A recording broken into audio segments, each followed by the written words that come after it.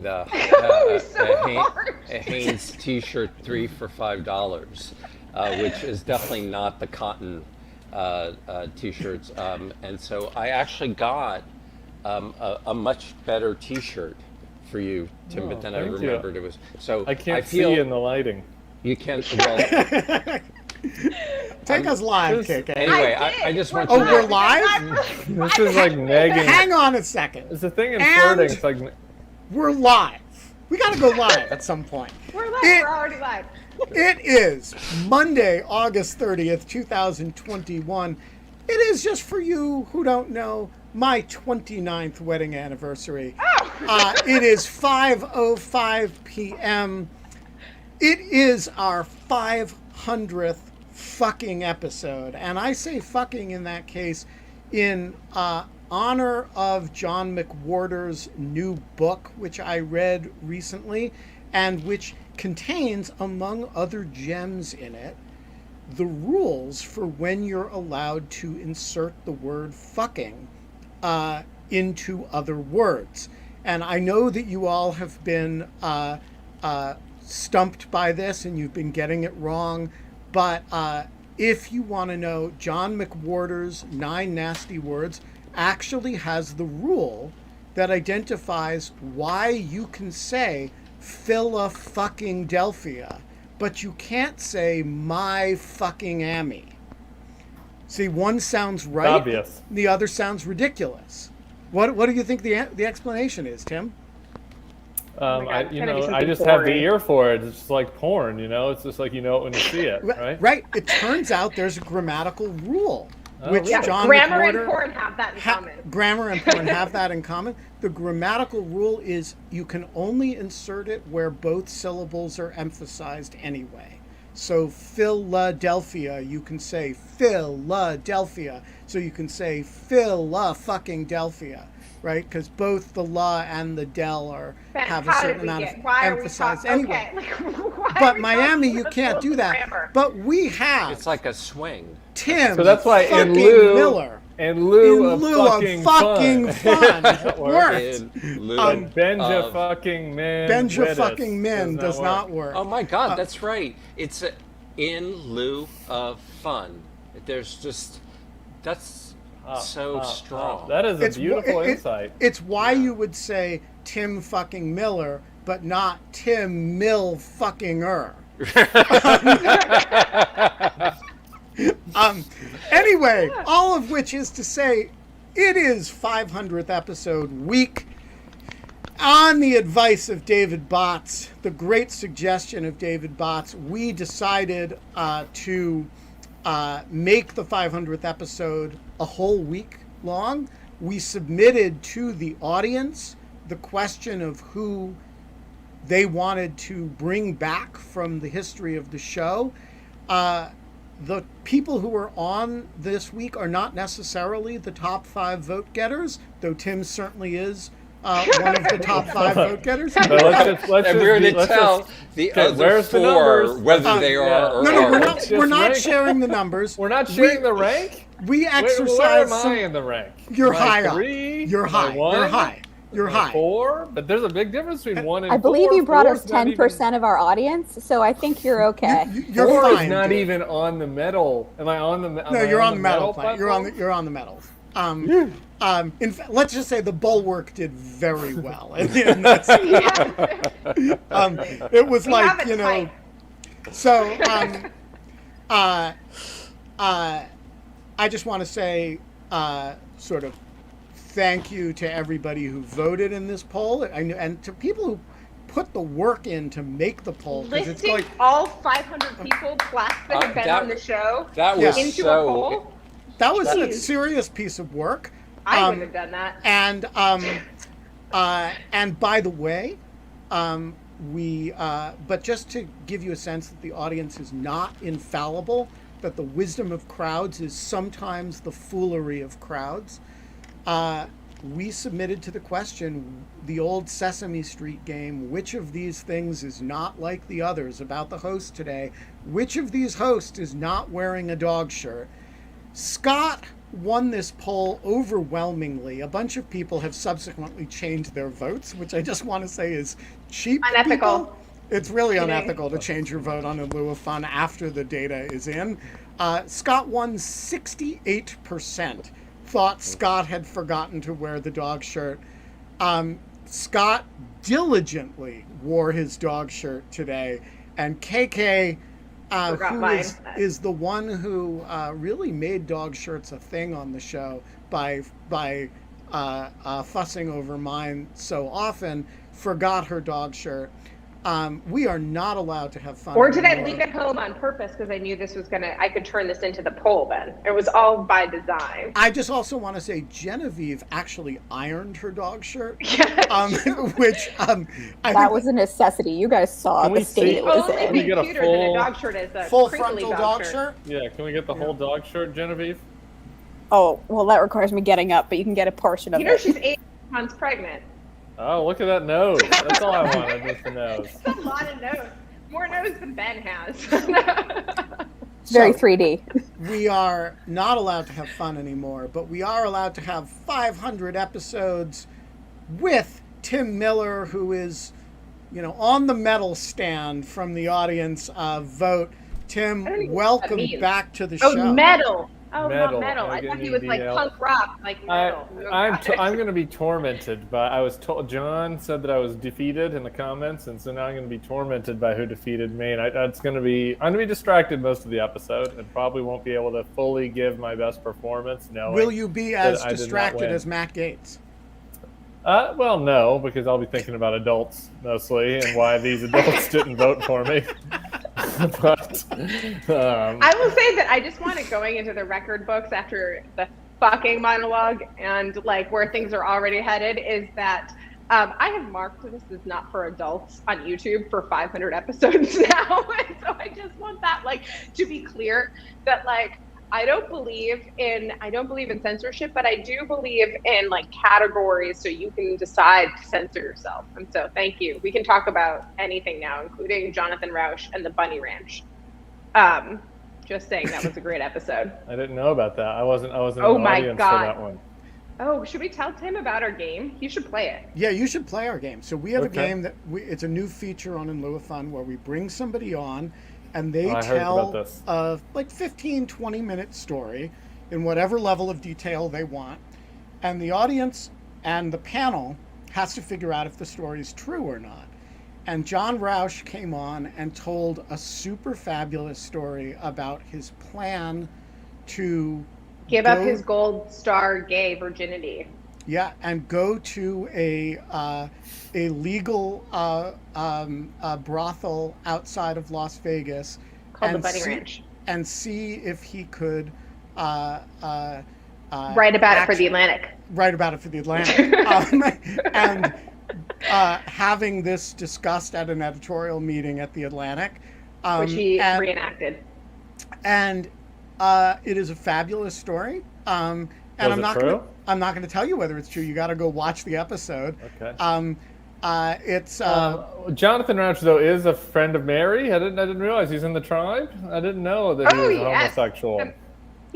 I have really bad gaydar, just as a general statement. He's written he wrote one of the original books about gay marriage, and he's a. I think if you made a list of as a homosexual man. He says that a lot. He's like a prominent gay. He's a prominent gay intellectual. Yeah, a prominent gay. I guess I just totally missed this. I've listened to several Jonathan Rauch podcasts, but just more on the straight and narrow. Also, his husband, fabulous cook.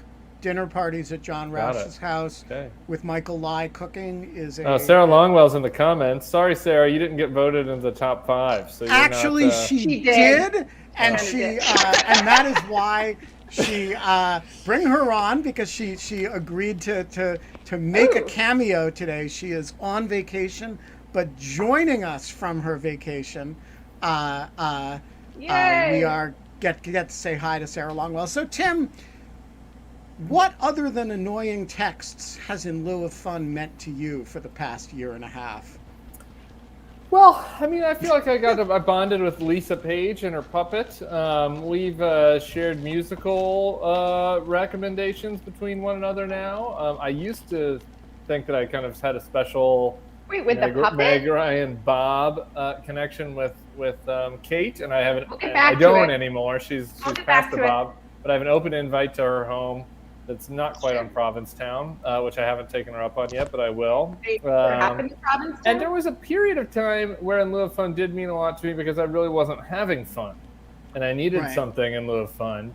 You know, that's abated a little bit because I am double vaccinated, and I am not going to let the Delta variant get me down. I've had to, edit my behavior a little bit, as discussed the last time with Scott. Maybe not as much as Scott. I'm not like licking any Delta variant poles, like trying to get it as part of like a chicken pox type game, but I am, doing some stuff. So its value has, I guess, abated slightly, but just I still cherish, all the things that I gained over the past 500. How many weeks would that be? 500 divided by 7? It's notable. It's a lot of weeks. A lot of weeks. It's notable to me. 80 weeks ish. It's 75, 80. How is it notable? It's notable to me, Tim, that you didn't talk about the T-shirt connection we have. That's like something that added to. Yeah, well, we just met, thing. So these are the sorts of bonds that kind of build over time. It's sort of an exponential growth type thing, and so Kate and I have had maybe at the Kate and I have had a Provincetown shtick now. Maybe at the 1000th episode when you might actually do better in the ranking. I'm sorry. I feel scorned. But I think we'll look back and you remember when you said that in the 500th episode, and we'll have that. That'll be funny. We talked about how you tried to lick a pole in order to get the Delta variant so you could get it behind you. Okay. Not the way that Jonathan Rauch does. I'm feeling embarrassed about this, Jonathan. I have two embarrassing moments of Lieu of Fun. One just happened, not knowing that Jonathan Rauch was a homosexual. And then the other, when Kate put me on the spot and was like, name your top 10 favorite authors now. And I was like, ah! And I was like, I'm trying to pull up I'm pulling up my Kindle on my phone. No, I do. I read books. I just forget that my memory doesn't work. And so I'm pulling up my Kindle and scrolling. And I was like, who wrote that book again? It was a Japanese lady. So that was a really embarrassing moment for me. And I'm still a little traumatized by that. So I've had some good and bad over the 70-ish weeks. Well, I just want to say about In Lieu of Fun and Tim Miller. I didn't really know Tim at the beginning of In Lieu of Fun. I think I have this memory that we ran into each other in Austin, Texas, and met once. Which but is Tim a false tells me memory. It's a false memory. It's not true. I have that effect on people, though. Yeah, and I started hearing Tim on podcasts and thought he was super interesting and funny, and then started. So this is actually a good way to develop relationships with people, is tweeting fan stuff at them. So Scott shit posts, which is why he has no friends. He has so many friends. Posting, it's amazing. I tweet fan notes to people, and it turns out people like that. So we call Scott's strategy negging in the flirting department. It's that's like, right. Josh Hall. Wait, he cut out. You cut out. Scott, you cut out. Scott, your audio's out. We can't hear you. I think it sounds like your right, audio. This is. Wait, hold on. I was gonna say that this is kind of like that adage: you get more flies with honey than vinegar, which is actually empirically false, because you actually get more flies with vinegar than with honey because it's so much stinkier. That's like Scott and his Twitter account. Well, all I know is Tim is one of the people. Scott and Genevieve are two other people that I got to know as a result of In Lieu of Fun, actually. I feel very enriched by that. I also did, and it's very mutual. I mean, I really. We've been some in dark moments together now. We've I really. I mean, there's a whole group of people associated with the Bulwark that I have long pre-existing relationships with, including Sarah and Bill Crystal and Jonathan Last and Charlie Sykes. But Tim, I had actually never met. We just, heard each other. I had heard each other on podcasts and whatnot. And, I met somebody who looked a hell of a lot like him in Austin, who I think I thought was Tim must Miller. have been really handsome. He was really handsome, and he was standing next to Jeff Flake, and introduced. I've never met Jeff Flake either. Introduced himself to me, and I thought he was Tim Miller, and so greeted him warmly, and but that was kind of it. And so, like, in the sort of community building department, like, I think of you as like one of the kind of cool people who I could tweet at and just say, hey, you want to come on this? And you'd say sure. And we've kind of mostly gotten to know each other through the show. Well, I'm so honored. And I had this big friend that, I'm a person who likes to, keep a wide social network. I'm not a loner. And so I had a lot of slots to fill after I, switched teams. This is not sexually, politically switched teams. I did that. I had a lot of spots to fill back then too, but those had already been filled, and then some. I overflowed with new friends once I switched teams back in the aughts. But this second team switch I did left me with a lot of new holes I needed to fill, no pun intended, on my friend chart. And so I'm really grateful that you and Kate have been able to do that. People actually, this is a thing that people do not understand about the Never Trump movement. Which is, as somebody who has never really been part of it, because I was never a conservative, so you can't be a Never Trump conservative without having been a conservative, but as somebody who's been adjacent to that movement for quite a while, people really don't understand how much people gave up their social worlds, and that there was there's just like in Lieu of Fun is a community, there's an element of the conservative movement that's a community of like-minded people who like each other and do things for each other and hang out together. And it gets really like 10th grade girls expelling people real fast. I'm just so lucky that I had some non-real political friends. I had real American friends, because like the folks who did not, who lived in DC, and there's this kind of DC creature who like their whole life is like that. Their social network is, and the people who are never Trump and fit that bill really ended up pretty lonely. They got they got a dog.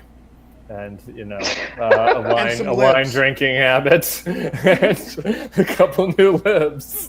But luckily, I wasn't in that dire of straits, because I've got a lot of norms in my life. But still, it was real, and I'm happy that you guys are now, in my friend circle.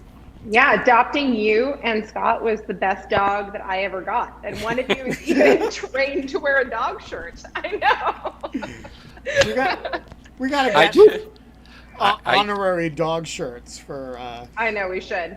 They should be chocolate lab. It's like the blonde lab is the official. Okay. It's the OG dog shirt. Go ahead, Scott. Sorry, I didn't mean to cut you off. Oh no, I was I had muted my microphone, so. I'm so sad. Everyone's happy about that. I actually wanted to ask Tim one question, which was, are you, for those of you who didn't switch to the Never Trump side and went straight, embraced the new boss, were you surprised about who did and who didn't, or did it roughly fall along what you had imagined? It's a really good question. It is, and I'm actually, I don't know if I'm supposed to say this because it's not public yet, but I'm working on a longer project that is going to be right along these lines. So I'll give you a much longer answer for this next, year. Maybe we're not just, let's not jinx anything. But the short answer to that question is yes, I was surprised. I was not surprised at all. I should say I was surprised that Trump himself won, because he was just so uniquely like weird And it was like, really, this fucking guy, like there's that element with him. But I was not surprised that like a crazy far right person was taking up the writing was on the wall for that. I was taken really aback by how quickly most people just got on the train. And I think that I've had a lot of time to reflect on that. That's what I'm working on, which is like why they did that. It's like maybe we can learn some lessons for like why people did what they did.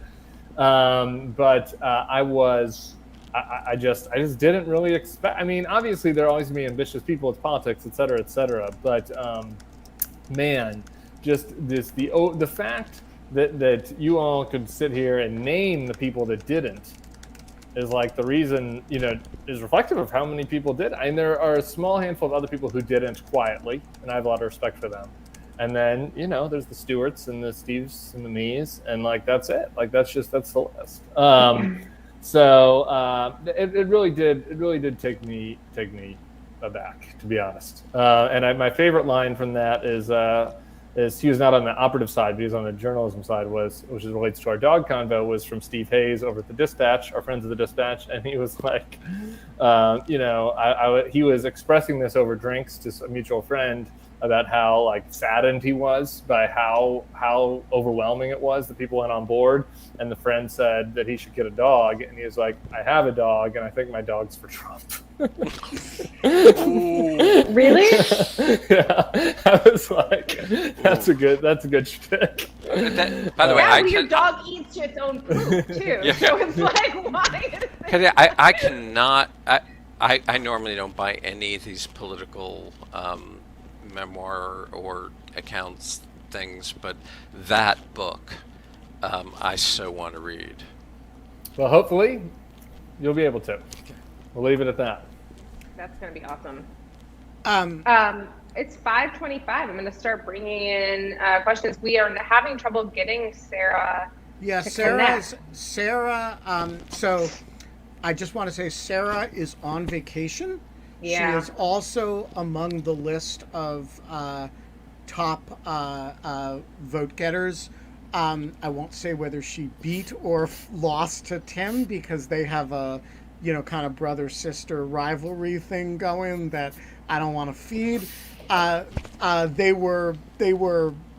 They both did very well, says the proud parent. I lost, Sarah. I'm coming to terms with it already. I'm starting to process it.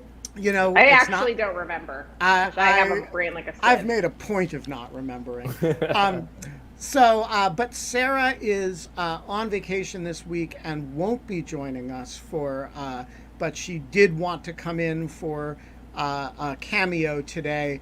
Her Wi-Fi will not support that.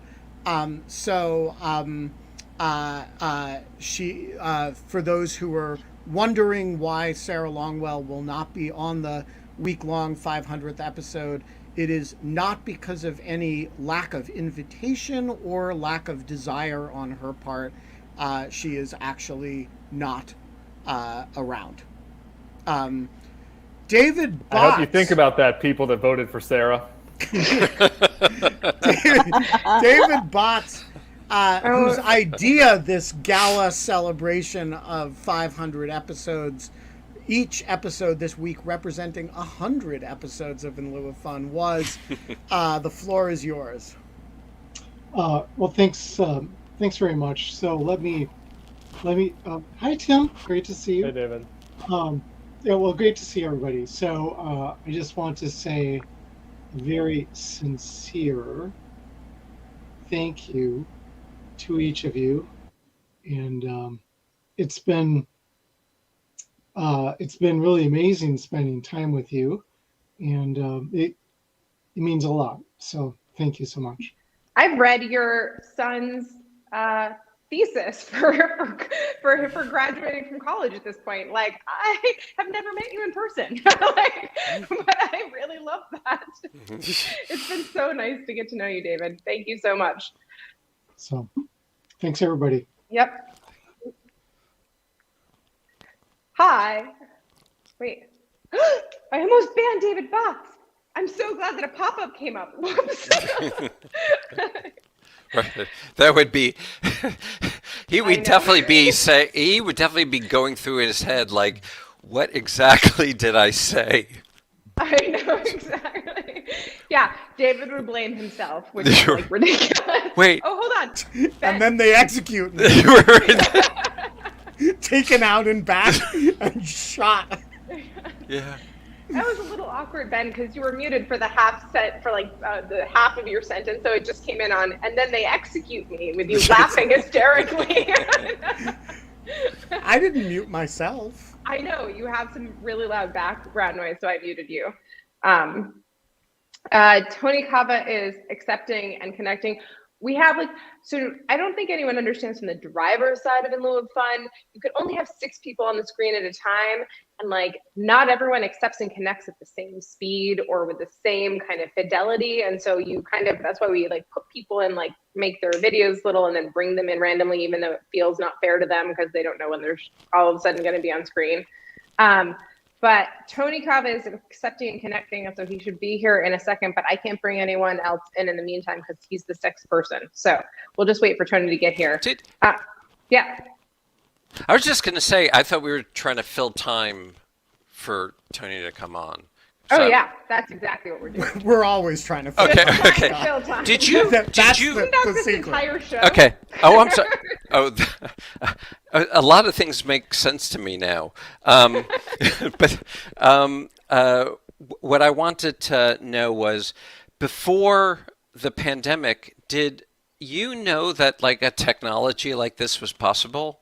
To me, the fact that this is possible, that you can put on the show, you have an audience, they interact every day. I didn't think it was possible. Did you? I have an answer to that question, and I'll let you guys in on a dirty secret, but I don't want to Alice Tony Cava. So, Tony, I hold Scott's question in your mind, and Tony Cava, the floor is yours. Hi, Tony. I forgot. Hello, everyone. I hope I wasn't supposed to hold Scott's question because I didn't hear it. So I'm going to let Scott's question No, that was go. for the audience. Oh, excellent. Excellent. Hello, everyone, and thank you for having me on for the 500th episode. It is indeed an honor. I just happened to have the day off today so I could join. Yay. Yeah, this has been a really great thing. I think I've told you before, it's the best part of the pandemic. And I hold to that. That's super low praise.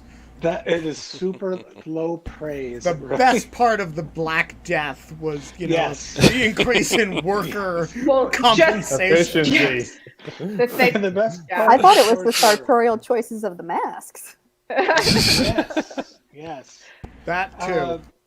So I had a couple 3 questions. You guys anybody have a preference as to what I should throw out there? Oh, I saw your 500 days of pandemic point, and I was thinking of that one.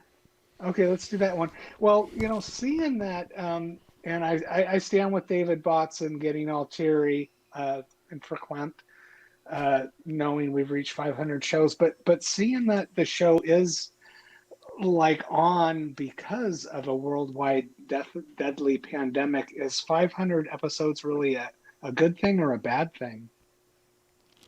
That's a good question. Is that for me? Yeah, I don't know. I guess it's for everyone. Well, because it might be a good thing for Ben, who's been able to gain and foster these new relationships with people like me that have added that have enriched his life and kind of added to him, and maybe that'll continue for the next 100.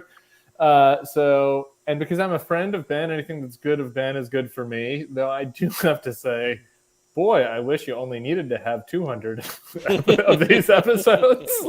And it is pretty fucking nuts. When you had me on the very first time, whatever that episode was, if you would have said to me, Tim, next summer we're going to have you on, we'll have had a vaccine for this virus that basically eliminates the worst outcomes. It doesn't eliminate spread, but eliminates the worst outcomes. That will have been available for 4 months. And yet still there'll be many states that are having their highest deaths of the entire pandemic every day. I would have been now that is a dark timeline even for me. That timeline is too dark even for my pessimistic, rain cloudy the end. So in that sense, it kind of sucks. Yeah, I just want to emphasize the conditional nature of the celebration. And Scott, is a philosopher, so he's trained in formal logic, so he will really understand this point. But for those of you who are having trouble with it, we're not saying that the pandemic is a good thing. We're saying that given that you have a pandemic, it's better that you go through it with 500 episodes of In Lieu of Fun, since fun is still banned. And we did have this brief period where we thought we'd stop. We thought fun was now allowed. Tim was promising face-licking parties, and we earnestly, grappled, as we should seriously grapple with the question of whether In Lieu of Fun we were beyond that at this point. And we stuck with it, and we kept doing the show. Because it is better, given the existence of the pandemic, and the fact that fun is banned, to have In Lieu of Fun than not to. I don't think anybody would say, all right, you can have the 600,000 Americans and 4.3 million people back, but you have to give up all 500 episodes of In Lieu of Fun. I don't think even KK or I would say no. No, In Lieu of Fun was so great. We are that issuing it was a worth correction. The pandemic. We are issuing a correction. You do not have to hand it to ISIS K in the pandemic. Yeah. God bless drill. Yeah. Right. Yeah. I think that I'm a little surprised that you feel like you have to qualify that, Ben, because I do feel as if it's in the title. I would, a little bit. Can I? You shouldn't have to asterisk it. Go ahead, Scott. Well, I'm the philosopher here, so I feel like I should examine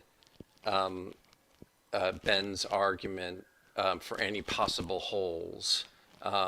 And if I find them, I have to just tell him, even if it's embarrassing. Intellectual honesty. Yeah. But I'll just tell you that based on my years of experience, what Ben said makes sense. I will say, to answer your question from before, Tony, also, and that kind of relates to the 500 episodes. I mean, Ben, you started, I remember we had a meeting to talk about the tech. It was the only meeting I think that we had that was about as planning evidenced the show. By the total tech disaster in this second episode or so. It's unbelievable how we still managed to screw this up. But we did, I don't even remember how many episodes on Zoom, and had horrible Zoom bombers that would cut and paste entire penises made out of they just that the thing that you can do with the images where you make it it's and 30 it turns out if you really spend a lot of time on it, you can make a penis only out of the N-word. Yeah, but you have to really want to. Yep. So that was I couldn't hear that. I'm sorry. I'm having a breakdown in my connection. I don't know if that whole last minute I missed, but I'm back. I know. So I don't know. And then we went to Ben found Crowdcast, I think because of Lawfare stuff. And we went to Crowdcast, and it's been just a really cool format, and it's really built out the community aspect of it. People can chat and talk to each other. And we could bring on guests better. So I think I'm just going to say one thing, and I mean, this is a longer conversation about what the show, its aim is. But one thing I just think is that there just seems to be the case that people have a craving for smart content, and having I was really scared where that sentence was going to go. No, there were so many options. No, it's like these people who do research in different kinds of fields, they can come on, or political analysts can come on, and you can just have intelligent conversation is Yeah, actually, I think that's what the show is about. We can bring on Pulitzer Prize winners and have us talking from our bedrooms in our pajamas and our dog shirts, or, you know, I feel like, no, but there is like, I think it's really, I think it has been really, I think it is really fun. I don't think there is something kind of exactly like this right now that is video and audio and kind of current events, political, and goes into kind of random divergence from political stuff and the news into like corvids and bees and I don't know, any of the random people we brought on. I want to answer Scott's original question, but I also want to acknowledge the area of failure, which I think is actually an important thing to think about. I've been joking a lot, but this is totally serious. So I was looking for a technology that does this for reasons related to lawfare. And honestly, one of the reasons I asked Kate to do In Lieu of Fun was to play with this technology, see what we could do since we were all stuck at home, see what we could do with Zoom, see what we could do with Crowdcast. And I asked Ian Enright to kind of work with me to, what could we create that we could use for things like lecture series, that we could use for what became Lawfare Live. What if we wanted to do on Lawfare what is basically a very high quality set of discussions about X, Y, and Z that involved some measure of audience participation, but wasn't amenable to Zoom bombing, right? That we could really control the frame, and that's why we started experimenting with it. And In Lieu of Fun was kind of imagined as a way for me to play with the technology, a little bit distant from Lawfare, be a fun project to do with Kate, and it was a way of exploring some of the technology. Here is, you've all seen the things that you like about it, and let's just be honest about the sense that it fails, is that it's very hard to scale it. So we can address 750 people a day this way, and maybe another few hundred in the audio, people who listen to it on the audio. But we are living in an ecosystem, of that is a grotesque swamp of disinformation, lies, and the opposite of what we're trying to do here, which is, intellectual community building, and based on serious information and good fun and fellowship, and that we have figured out the magic secret to doing that at the 1,000 person level. But we have not figured out the sense in which ideally you would want to be able to do that at the 1,000,000 people level or the 10,000 people level. And adding a decimal point to that is extremely, extremely difficult. And so, I'm not an entrepreneur. I'm not trying to make money. I'm interested in having good conversations myself and the quality of the ecosystem that we're creating. But I am keenly aware that, if you think about it as an economist, this is a total failure. If you think about it as a business proposition, it's a total failure. None of us is making money doing it. That's the definition of failure in a market. And none of you is paying for it, which is the definition of failure in a market. And so I do think it's important to think about, while we're doing this, Alex Jones is doing this too. And he's making money hand over fist. He's also building a community, and the market is rewarding that and not rewarding this. And so I do think we should, as we congratulate ourselves on 500 episodes, remind ourselves that there are people who are doing this better than we are, and they're the bad guys. Yeah, like I'm just like gonna spitball here and say Alex Jones doesn't like, has his day job is doing his show, like, and that he's getting paid. Like I'm not proposing we trade places with Alex Jones. I'm not proposing we do what he does.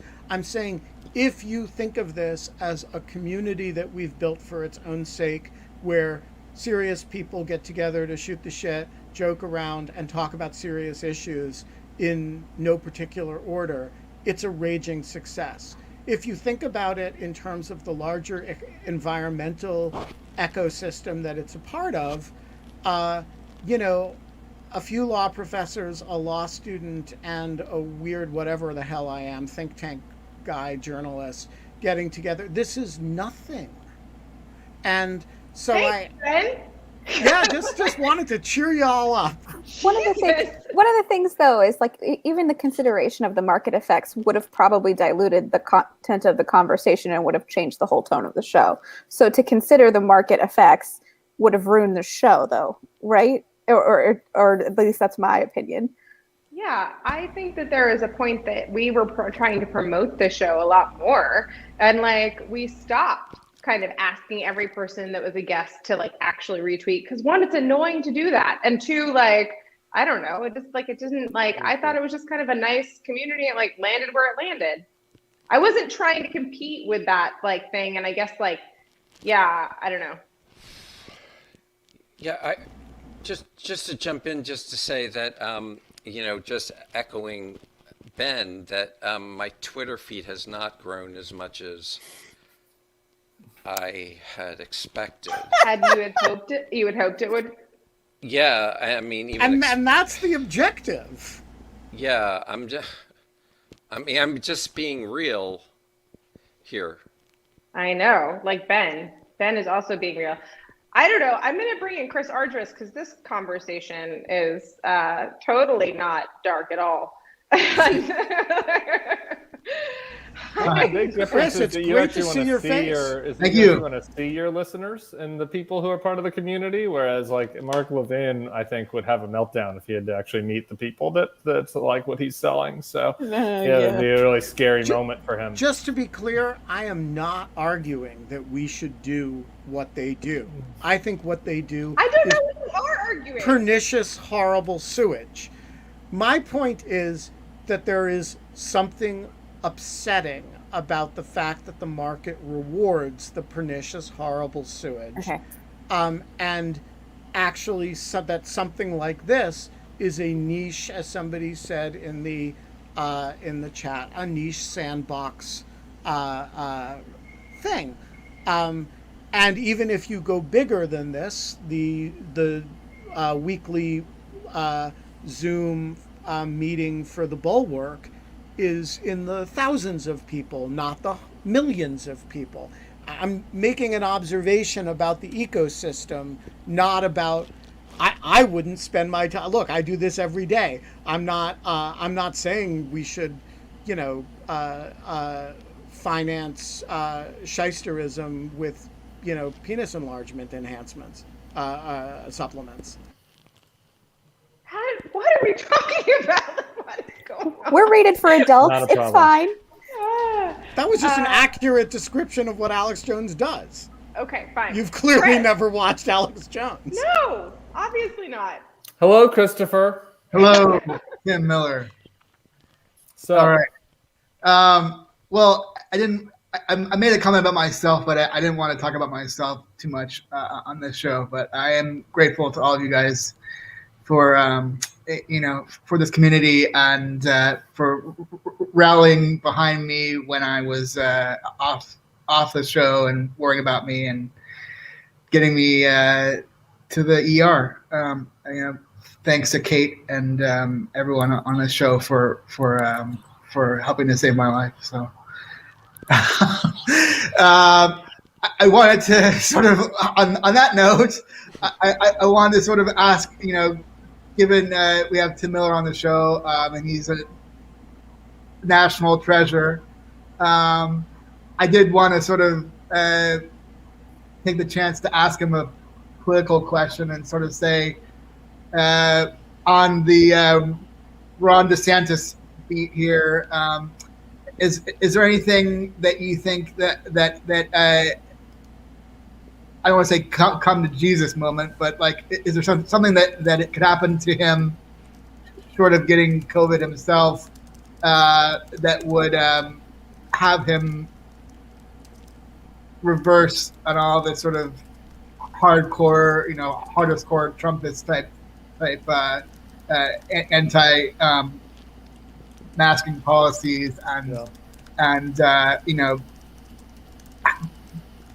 be a responsible Republican if that still exists, and as opposed to trying to out Trump. Yeah. Thank you, Christopher. I'm glad you're on the mend and all that. Boy, Ron DeSantis, he's not going to get sick because he got vaccinated. I mean, that's the thing with all these assholes is that like they're vaccinated. It's the C-list radio talk show host with an in lieu of fun like audience size who are dying of. That's where you've been. Who are dying of. You guys are the really novel yucking my yum over coronavirus. here. Like, this is like this is the worst 500 episodes ever. But we love Just it. getting started. We love Kate. our little Jesus intimate community. So it's the Ben Wittises of the conservative world who are dying, not the Ron DeSantises, because they're all getting the jab. And so no, he's going to be healthy. I will say this about him politically. He was doing a really good job just as a political analyst, looking at him balancing the crazy Trump town with like the relatively normal Republican types that live in Florida, to the extent that that's not an oxymoron, but the Jeb Marco crowd.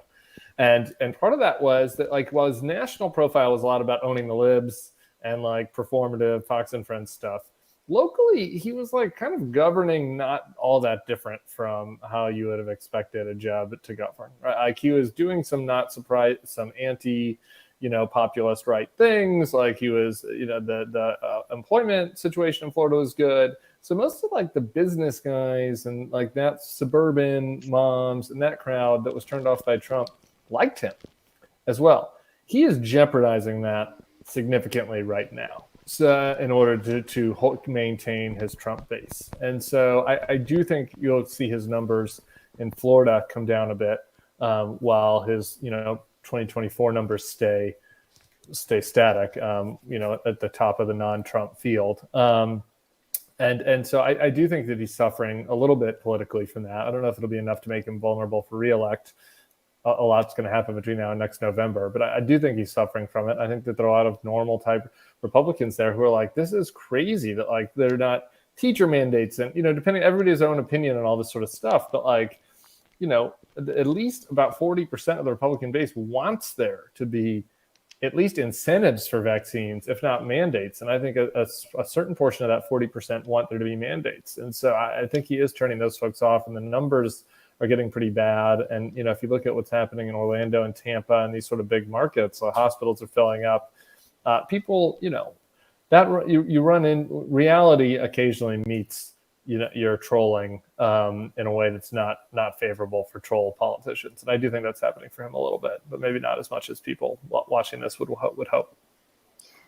I have a quick question just to follow up on that. How much of a presence do you think that Trump base is going to be present for anyone who's not Trump, though? Like, I mean, so that's always something that I kind of am not sure about, because it's like when he's on the ballot, there's down ticket races that do get the bump effect. But when he's not there, are they going to care? I think, as far as and we had despite all the talk about, voter suppression and all this, like we had a massive turnout at this last election. And part of that was driven by Trump himself, right? Like he inspires people who are not in the political process and to vote for him and against him, right? And he's like a classic lightning rod who's outside of like the nerdy political world, like it's a cultural figure. So I do think that there'll be a diminishment of that. But even among your existing kind of Republican regulars, the types of people that vote in elections all the time, it's about half and half. If you look at a poll, it might be 40-60, might be 60-40, might be 50-50, but somewhere between 40 and 50% of the Republican regulars like really like Trump more than they like, insert establishment Republican person here. And so, he'll still have an impact with those people regardless of what happens to that other category of people who aren't Republican regulars that he activated to turn out to vote. Yeah, so you're basically saying that there isn't just being a supporter, just try and hitch your wagon to Trump won't automatically get you the 32 to 38% base. That's, you can get some of it, but it's mostly the full effect of it is reserved for Trump. Yeah, I mean, I think TBD, right? I don't know. He hasn't been not on the ballot, right? I mean, what I'm talking about is within the people that vote in the primaries, in Republican primaries, about half of those people like Trump more than they like the party, and about half of those people are really Republican types that could take or leave Trump, right? So it's about a 50-50 split. So you can take, if you really just go full Trump bore, you can get that 50, but you might turn off the other 50. If you say we need to distance yourself from Trump, you might get the other 50, but might turn off that 50. Ron DeSantis was doing a good job of getting all for a while, but I think now he's starting to turn off a little bit some of the second kind of category. Yeah, that makes sense. All right, we have Paula back from her first day in law school. Hi, Paula. Live from Ann Arbor. No, because my washer isn't working, so I had to drive home so I could have clothes for tomorrow. Live from not in Ann Arbor. How was your first day of class? I thought it was great, honestly, and I think it's so much fun. And it's I feel like I got an old, I played sports for so long, competitor side of me, not in I want to compete with other people, but every day of training before the pandemic was how far can I push myself? And I'm in a new academic setting, and it's oh, wow, I can finally push myself again after being having time off for so long and not being mentally challenged. Kate's making a weird face and it's scary. I just don't want you to be a gunner, Paula. No. I mean to see what I can prove to myself in a sense, right? Yeah, it took a but I want to say something to Ben's point. And it's a little bit of Scott gonna say something? I thought Scott was, but I can't tell if he's muted or not. It looked like you were moving your mouth. You're muted. Oh, okay. Yeah. Okay, go ahead. To Ben's point, if you take a different perspective, and I've actually thought about this quite a bit, I don't know why, but I always think about the fact that there are hundreds of maybe thousands of foundations that claim that they're helping people, especially students in lower income areas, to help them get connected with people that will teach them things about their, sector or their field, and put them in contact with people that, know more than them. And people funnel millions of dollars into these foundations and charities, and they do absolutely nothing most of the time. And I was from a university compared to for example, some of my classmates from high school who didn't have really fancy speakers compared to someone I know who went to a school in New York, right? And you guys with zero money have done that for a group of people while thousands of foundations fail to literally do a simple thing of connecting people, like Scott said, into smart conversations. And you guys have managed to do that without having Bezos attached to the end of the show or whatever, philanthropic last name. And I think that's we're selling huge... all of your data. I hope that that's right. Paul, you just come to a realization that it took me a decade in Washington to figure out, which is that almost all of the foundations and advocacy groups are terrible and do nothing. Bullshit. And it's an entire fake ecosystem. Except the ones that support lawfare, except the ones that support lawfare who are doing a great job. But there's an astonishingly high percentage of them that do literally nothing, and there's an entire fake ecosystem of people who are just glomming off the teat of the public, money and old dead rich people, or even some really bad universities have failed to do at a minimum what you guys have done, and take the money of students and give them nothing after a certain amount of years. And I think if we're not going to look at this as a business, but maybe as what Scott said, giving some people the opportunity to connect, it's 100% done that job and well beyond. I think what people have done with a lot of money and have failed to do. So I think that's Okay. a point. So first Really of all, well said, Paula. thank you. And secondly, I do not want to sound like I'm suggesting that what we're doing here doesn't matter, because You just said that like 3 times. No, Like, none of I this did matters. not say that. I said that there is a larger project that this kind of micro ecosystem can't address, that is, a big problem in the information space. And that there's an aspect of this that I scratch my head and worry I don't think it can scale, and I worry that it can't scale. Because I'm very afraid, having spent as much time in the cable news ecosystem as I have, which Tim has also done, there's a lot of reason to be afraid of that ecosystem. And I like this ecosystem a lot better. And I wish there were a way to make mass market products that were based on something like high quality information, good conversation, impromptu discussions with audiences.